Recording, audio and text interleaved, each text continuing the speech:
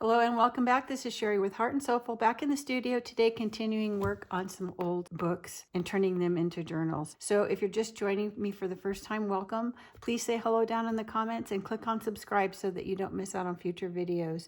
So for a while now, last few weeks or months, I've been working on some journals made out of vintage books. And so I have videos on the two that I started with, the small ones, and I even had some before these, but I didn't go into great detail until this one.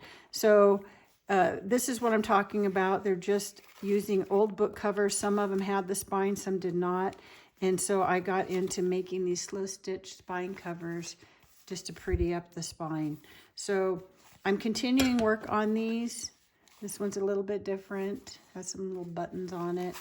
And the way I do the insides is similar, but they're all different.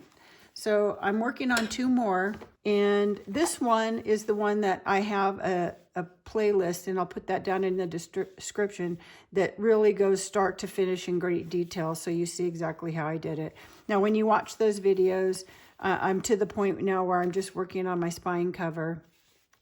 And so I wanted to just show real quick where I'm at, and then the new one that I'm starting. So this one, I had set it aside. It's called Five Little Peppers. And I had set it aside because I wasn't sure about my spine cover, what I wanted to do exactly. It has a spine that's really okay. I could just leave it, but I just like to do the slow stitching. So I just thought it would be fun to put a little spine cover on this one too. So in the last video that I talked about this, I had put it aside. I'm still working on this centerpiece. But the one thing that has, I guess, been bugging me that I have kind of wanted to do was to do just some simple little vine stitch that kind of continued the vine and leaves that are on the front cover. And that's exactly what I needed to do because I like it so much better now.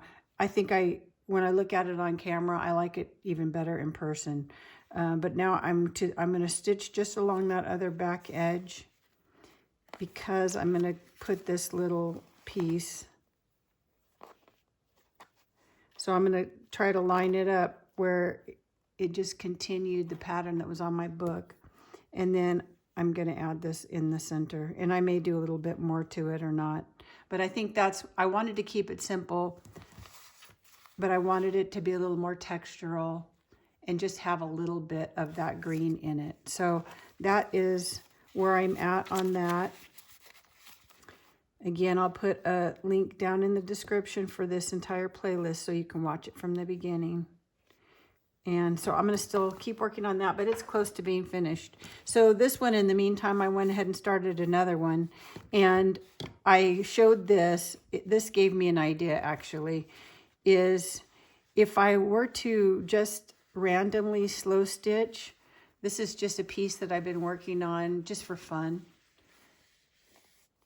But if I were to slow stitch something long like this and had it the width that most book covers are, I could always, trim some off after.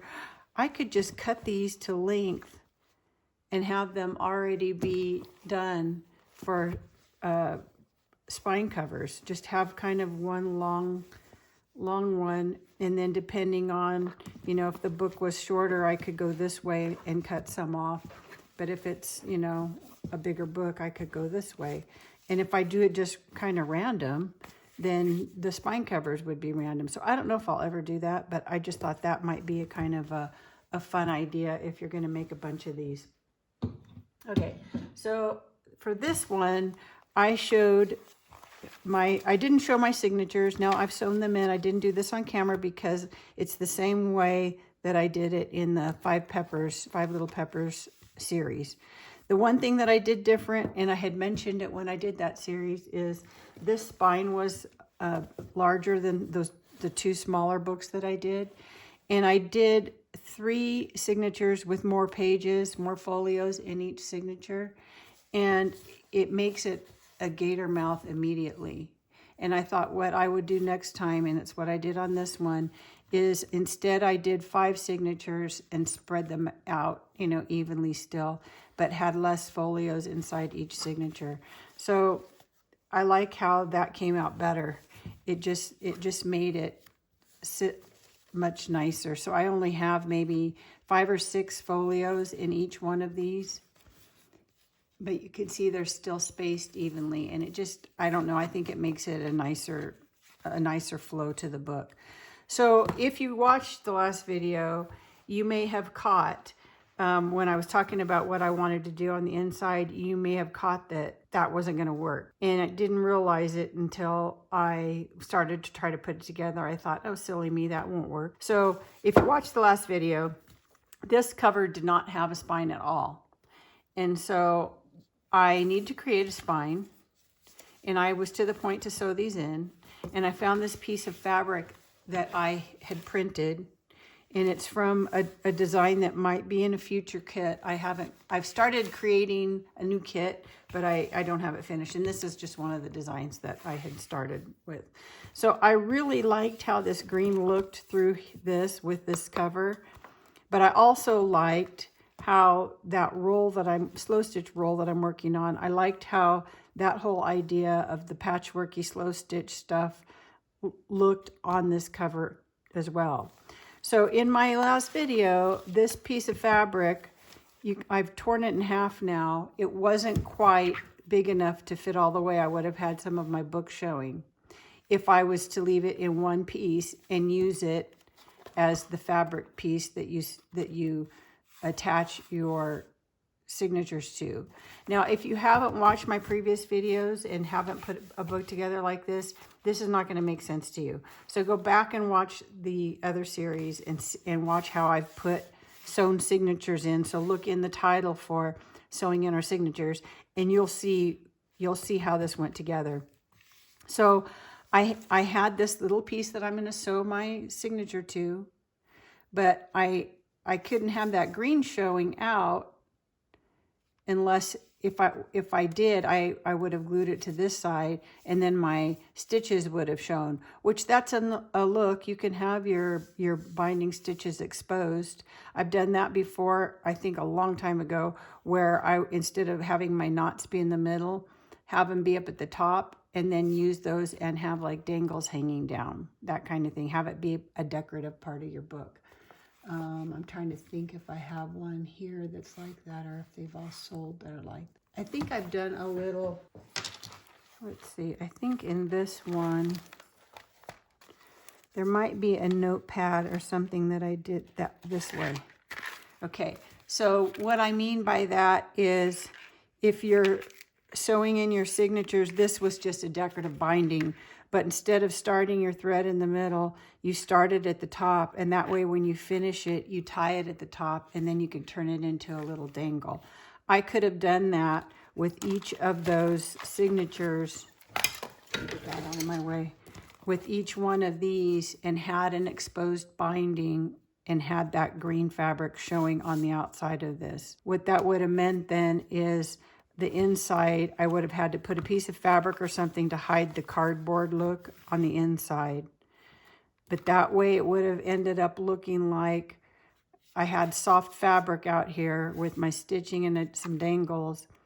And then the wings of that fabric, which was this before I tore it, I would have glued that down. But then I had a gap here, and I didn't like that. So what I came up with, and I don't know if that made any sense to you, if you put together a book like this and you saw my last video where I talked about this, I think you'll understand. What I ended up doing instead, I really, really, really liked this fabric on the inside of my cover. And you can see I ended up, I was going to use, yesterday I was going to use the wrong side, which made it a little more faded. But because I didn't care anymore about this, I really liked it with its brighter color. So I figured out when I was laying all out my measurements, I figured out that if I tore my fabric perfectly in half, each half was big enough to fit on this. So now I just needed some new fabric for my actual spine. So I grabbed a piece of my rusted scrim. So this is the leftover piece, because I knew I was going to see a little bit of it, and I liked those colors together. So I just took that. I had a big enough piece that I was able to tear it, and it was the right length here, and it comes out, I can kind of feel, to about here on each side. So if you've watched me put one of these in before, I didn't have the spine to deal with, but I had this piece cut. So because I was using a spineless book, I could have made this even wider. I could have done this as big as I wanted because I was creating a brand new spine. So I just cut this one as about, I want to say it's a little over an inch, maybe an inch and 3/8, something like that. And then with the 5, you can see how far apart my 5 signatures are. So I did it just the same that I've done all the other ones. I just glued the scrim to the inside. I did put a little piece of fabric over the edge of this because it may show once everything's bound. And so I did that and then just sewed them in. And then, you know, this scrim is really thin. So even though I can kind of feel it here, it's not, you know, it's really thin. And you don't see it at all because this is now fabric on top of it instead of paper. And it's a very busy pattern, so you don't really notice it at all. So I just glued that down. And I just love it. So I put some heavy books on this and let it dry overnight. So let me just show you real quick my signatures. I turned out, every time I do one, I keep thinking, oh, that's my favorite. Oh no, that's my favorite. So this first page is the actual title page to this actual book. So I've scanned this cover and I've scanned this title page. It was super thin and it's even tearing still. I just glued another piece of vintage book to it just to make it thicker. So it is an original. It kind of feels now like a digital because it's thicker. And then just a piece of torn ledger. This is one of the vintage Italian documents that I just did in the last Italian ephemera video. And these are all actual old book pages, dictionary that I've tea stained.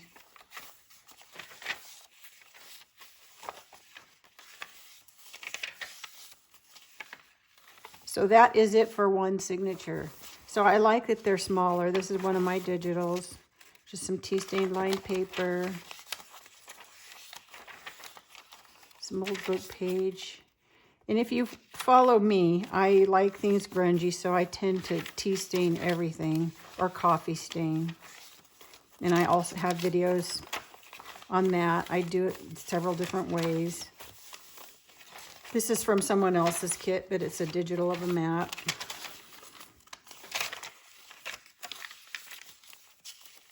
I like to mix digitals and the real thing because it ends up giving you the feel of all being old.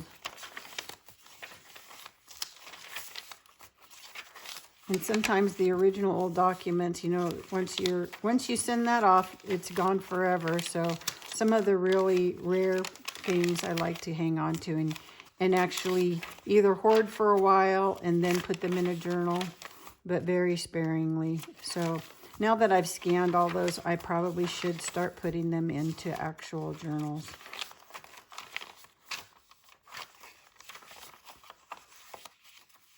And you can see I fold the paper so I have different heights, different widths. They don't all need to be the same. And that's it. But I just really love how that's turning out. So what I plan to do on the spine cover is I took a piece of, none of this is pinned. I took a piece of my grungy fabric that I had previously, you know, I do kind of a rusting technique. Sometimes it comes out real rusty and sometimes it just comes out looking really grungy. So I'm planning to do this for the base of my spine cover. And then I want to start layering on things. So I really like how ratty that edge is. So I kind of want that to stick out in the front. And then I thought I would just take some torn and maybe bunch them up and stitch them on. Just some different pieces, and maybe I grab some, you know, other things. So I don't know, maybe I'll tear this and put it somewhere smaller. And just kind of collage, maybe add a little bit of lace. And then I cut this. I really like this piece of rusty doily. When I rust fabric, I also, in coffee stain and all that, I also like to take old doily and do the same thing. But I'm just going to kind of create a little collage. I don't want that duplicated. This is maybe not a color I like. I might want to darken this up or rust it up, but I like the size of it.